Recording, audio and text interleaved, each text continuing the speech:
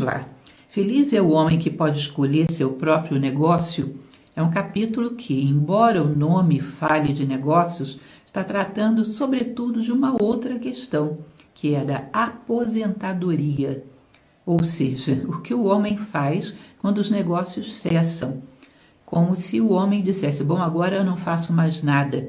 E ele convence de que nesse momento é que o homem pode começar a fazer as coisas mais importantes da sua vida.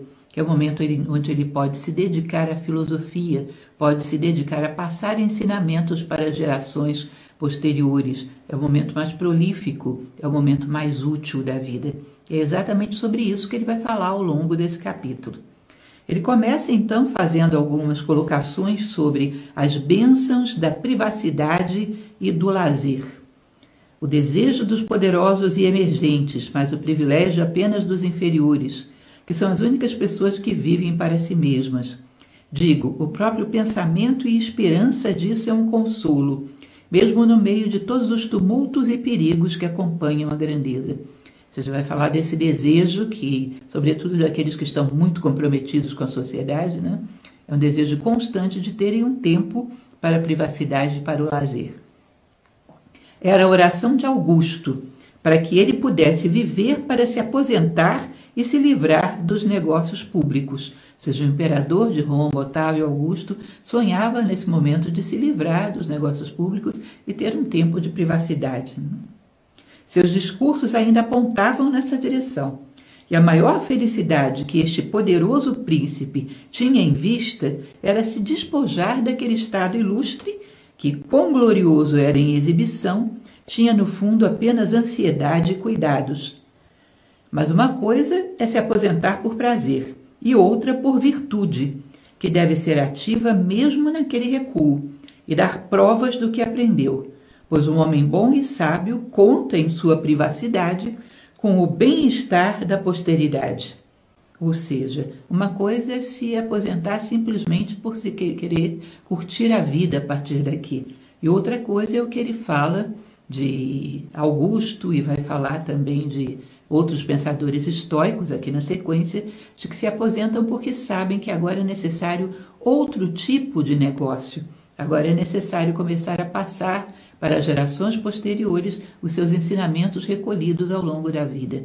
É um momento muito parecido com o que se fala na tradição indiana do homem lá no final da sua vida que para e se dedica à meditação, à reflexão e ao ensinamento. Tá? Então ele vai continuar falando de dois grandes estoicos, Zenão e Crisipo. Zenão, o fundador do estoicismo na Grécia, e Crisipo, um dos seus seguidores, também grego. Zenão e Crisipo fizeram coisas maiores em seus estudos do que se tivessem liderado exércitos, assumido cargos ou ditado leis. O que, na verdade, eles fizeram, não apenas para uma cidade, mas para toda a humanidade. Sua quietude contribuiu mais para o benefício comum do que o suor e o trabalho de outras pessoas. Não vale a pena aquele retiro que não proporciona a um homem um trabalho maior e mais nobre do que o dos negócios. Ou seja, você não se aposenta para não fazer nada, que é como se você tivesse abdicado da vida. Você se aposenta para fazer coisas superiores, que é transmitir a essência, o extrato da sua vida, os ensinamentos que retirou dela, para refletir e transmitir aquilo de melhor que você aprendeu. Nós temos um dever para com a humanidade, que é, em primeiro lugar, de viver da melhor maneira possível, e, em segundo lugar, de passar adiante esses ensinamentos que foram recebidos ao longo de uma vida bem vivida, para que nós poupemos outros dos mesmos sofrimentos pelos quais passamos. Então, trata-se de uma dívida para com a posteridade. Ele vai continuar um pouco mais adiante dizendo: um homem sábio nunca está tão ocupado quanto na contemplação solitária de Deus e das obras da natureza. Ou seja, quando ele se dedica à reflexão, é o momento que ele está mais ocupado, mais comprometido, com o seu tempo mais bem empregado. Ele se retira para atender às gerações futuras. E aqueles conselhos que ele considera salutares para si mesmo, ele se compromete a escrever para o bem dos tempos posteriores, como fazemos com as receitas dos antídotos ou bálsamos. É o que nós vemos acontecer, por exemplo, com o imperador Marco Aurélio, um dos grandes estoicos da era romana, onde ele escreve suas meditações, que era um livro totalmente destinado a si próprio, mas que deixa um depoimento das melhores exortações, das melhores reflexões que ele fez sobre a vida para ajudar aqueles que virão depois, a partir dessas reflexões, a não ter que começar a lidar com a vida do zero, reiterando aquilo que já comentei com vocês. Se queremos consertar um TV de tela plana desses modernos, não mexemos nele, chamamos um técnico que entenda. Se queremos tratar de uma doença do nosso corpo, não vamos nos automedicar, vamos procurar de um médico que entenda. Agora, quando se trata de saber sobre a própria vida, qualquer um se torna um doutor. Todo mundo acha que sabe. Às vezes um garoto, um adolescente acha que sabe. E a arte mais complexa de todas é saber viver. Portanto, nós podemos pegar essa experiência que outros tiveram e começar a partir dela. É um desperdício ter, por exemplo, um livro como Meditações, de Marco Aurélio, e nós irmos viver sem receber essas recomendações. É como se fosse um manual, é como se fosse um tutorial do bem viver. E nós podemos começar a partir de todo esse ensinamento. Um homem sábio preocupa-se, então, em deixar esse ensinamento para o futuro. Aquele que está bem empregado em seu estudo, embora pareça não fazer nada, faz ainda as maiores coisas de todas as outras, tanto em assuntos humanos como divinos. Fornecer uma soma de dinheiro a um amigo ou dar a minha voz para um cargo são apenas obrigações particulares e privadas. Mas aquele que estabelece preceitos para o governo de nossas vidas e moderação de nossas paixões obriga não só a natureza humana no presente, mas em todas as gerações seguintes. Vejam que coisa interessante, porque no nosso tempo histórico considera-se que aquele homem que num determinado momento para os seus negócios para o mundo e começa os seus negócios para a alma, para sintetizar, refletir e passar adiante todos os ensinamentos da sua vida, considera-se que ele é um inútil ou uma pessoa de menor valor para a sociedade. E o que ele vai dizer aqui é que essa pessoa é que tem maior valor. É a etapa da vida mais gloriosa que existe, que é o momento em que você realmente começa a se tornar útil para a humanidade. Se você não teve a oportunidade, como alguns filósofos, de se dedicarem a isso a vida inteira, dedique-se quando isso é possível. E aí você começa a dar a sua verdadeira contribuição para a humanidade. Ou seja, isso é colocado como uma idade de ouro, como uma idade gloriosa, onde o homem mais pode ser útil à humanidade como um todo. Aquele que quer ficar quieto, que volte à sua filosofia, um estudo que tem crédito entre todos os tipos de homens. A eloquência do bar, ou qualquer outra coisa que se dirija ao povo, nunca é isenta de inimigos. Ou seja, qualquer forma de querer transmitir algum conhecimento de uma maneira popular e banal sempre vai gerar oposição. Mas a filosofia cuida de seus próprios negócios e mesmo os piores têm consideração por ela. Nunca pode haver tal conspiração contra a virtude. O mundo nunca pode ser tão perverso, mas o próprio nome de um filósofo continuará sendo venerável e sagrado. Ou seja, o que ele quer dizer aqui nessa colocação um pouco estranha, que ainda que o mundo esteja nos seus piores momentos, um filósofo ainda será considerado, mesmo pelos piores, como um homem especial, um homem que tem algo a dizer que vale a pena ser ouvido. Ou que pelo menos é preocupante, se ele é um tirano, é preocupante que outros ouçam, porque é uma opinião libertadora. Por isso os tiranos sempre são inimigos dos filósofos. Ou seja, é sempre considerável o que um filósofo faz. Passando para a página adiante.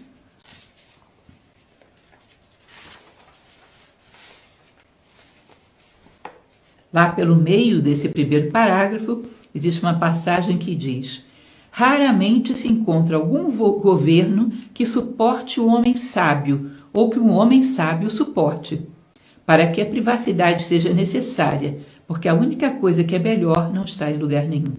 Ou seja, é difícil você encontrar um governo que valorize um homem sábio, né? Que valorize a presença de um homem sábio, e que um homem sábio valorize a maneira como ele é administrado.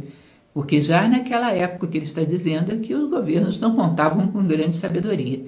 E ele diz que melhor do que isso, melhor do que ter que se isolar para poder produzir a sua própria obra, seria ter um governo feito por sábios. Esse seria o ideal, mas muito raro de se encontrar, né? Extremamente raro na história. É aquilo que ele diz, que a única coisa que é melhor não estar em lugar nenhum. Bem no finalzinho dessa página, ele vai dizer: agora, embora os negócios devam ser encerrados, que não seja feito fora da estação. Quanto mais o adiarmos, mais arriscaremos nossa liberdade. E, no entanto, não devemos voar antes do tempo, nem demorar quando chegar a hora. Ou seja, temos que saber a hora exata em que é necessário fechar os negócios do corpo e começar a se dedicar aos negócios da alma. Como diria Platão, né? Termina o negotium, que é se dedicar às coisas do corpo, e se dedica ao otium, que são as coisas da alma. Os divinos ócios de que falava Platão, transmitidos ao latim, né? Seria essa a ideia, de dedicar-se às coisas que são próprias da alma, enquanto o negotium se dedica às coisas que são próprias do corpo. Então chega uma hora que você tem que saber. Bom, não antes, que pode ser uma precipitação, não depois, que pode ser um desperdício. Há uma hora necessária em que eu tenho que passar de um ofício externo para um ofício interno. Eu tenho que saber, perceber quando é essa hora necessária, não antecipá-la nem adiá-la. Precisamente não me apegar por inércia àquilo que eu venho fazendo. Precisamente saber o momento de transição de uma forma de vida para outra forma de vida. Mais adiante, no segundo parágrafo dessa mesma página, aquele que deu prova de sua virtude em público deve fazer uma prova disso também em privado, ou seja, pareceu muito virtuoso no seu tempo de vida dedicado aos negócios. Agora, em privado, isso tem que ser redobrado. Agora é o momento em que ele vai começar a ensinar não sobre como sobreviver, mas sobre como viver propriamente dito. Aqui ele passa a ser um exemplo necessário para a sociedade. Não é que a solidão ou a vida no campo ensine inocência ou frugalidade, mas o vício cai por si mesmo, sem testemunhas e espectadores, pois as coisas que ele projeta servem para ser notadas. Ou seja, o vício ele é muito estimulado pela opinião dos demais, pelo que os outros vão considerar. Quando o homem se coloca em silêncio, em solidão perante a sua própria consciência, o vício perde o estímulo muitas vezes, porque ele é feito para ostentação. Algum homem já vestiu roupas ricas para não ser visto? Ou espalhou a pompa de sua luxúria onde ninguém a notaria? Se não fosse pelos admiradores e espectadores, não haveria tentações ao excesso. O próprio fato de nos impedirmos de os expor nos cura de desejá-los, pois a vaidade e a intemperança se alimentam de ostentação. Ou seja, esse tipo de vício, que são a tendência à intemperança, a tendência a ter mais do que necessitamos para mostrar para os outros quão bons somos, esse tipo de vício, quando paramos de nos voltar a uma vida de ostentação em sociedade, quando temos uma certa privacidade na companhia apenas da nossa consciência, esse tipo de vício perde o seu estímulo. O homem começa a valorizar aquilo que realmente tem valor para a vida, para dar sentido e dar sabor à vida. Ele se retira daquilo que a vida em sociedade e as suas competições, as suas ostentações provocavam como mau hábito, como vício. Tá? Pelo menos é o que se espera que aconteça, né? Que o homem recolhido não continue no mesmo burburinho de querer mostrar o quão bom ele é. Não é natural que isso aconteça.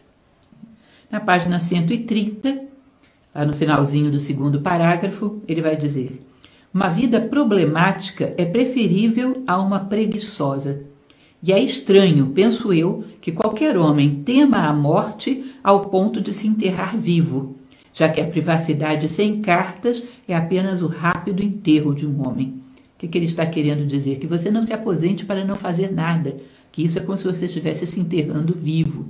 Quando você muda seu modo de vida, que o mude para algo melhor e mais produtivo ainda. Uma vida sem cartas, que ele fala, é uma vida em que você não comunique a essência da sua sabedoria ao mundo, que você não recolha o melhor da sua vida e passe adiante, ou seja, uma vida onde você se torne mudo e totalmente inútil para a humanidade. A aposentadoria não seria para isso, seria uma troca de serviços, de um serviço voltado para a sobrevivência, como já falamos, para uma vida, um serviço voltado para realmente viver como ser humano. Tá? Um ensinamento mais profundo e mais válido por um longo prazo, mesmo para as gerações que ainda virão. Continuando, alguns se gabam de sua retirada, que é apenas uma espécie de ambição preguiçosa. Eles se retiram para fazer as pessoas falarem deles, ao passo que eu prefiro me retirar para falar comigo mesmo. E o que seria isso, senão aquilo de estarmos aptos a falar uns dos outros? Falarei mal de mim mesmo, examinarei, acusarei e punirei minhas fraquezas. Ou seja, é um momento para eu fazer um autoexame e uma correção definitiva dos meus vícios. Agora, esse é o meu único ofício. Corrigir todos os males da minha alma para que eu chegue o mais perfeito possível ao fim da minha vida e possa ensinar como se fazer isso. Ou seja, ao invés de falar e ostentar para os outros, eu vou começar a observar meus próprios defeitos. Ao invés de criticar os demais, eu vou começar a observar a mim mesmo para promover aquele polimento das asperezas, aquele aperfeiçoamento que é tão necessário para que a gente chegue ao termo dessa caminhada o mais próximo possível do nosso propósito, do nosso ideal. Não tenho intenção de ser pranteado como um grande homem, que renunciou ao mundo por desprezo pela vaidade e loucura da vida humana.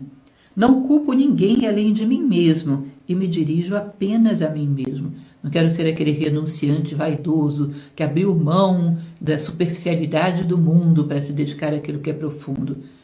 Muito pelo contrário, eu não ostento. A minha retirada é silenciosa e humilde. Eu o faço para me dedicar com honestidade ao meu próprio aperfeiçoamento. Engana-se quem vem a mim em busca de socorro, pois não sou médico, mas paciente, e ficarei bem contente de que seja dito, quando algum homem me deixar. Tomei-o por um homem feliz e culto, mas realmente não encontro tal assunto. Eu preferiria que o meu retiro fosse mais perdoado do que invejado.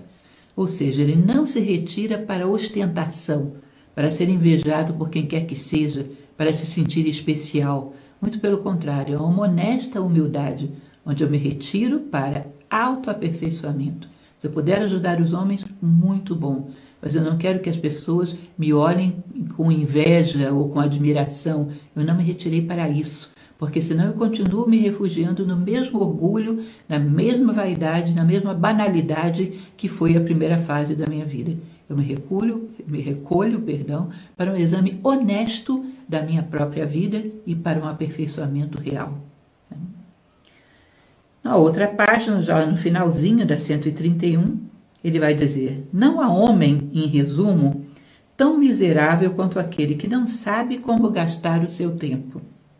Ele está inquieto em seus pensamentos, instável em seus conselhos, insatisfeito com o presente, preocupado com o futuro.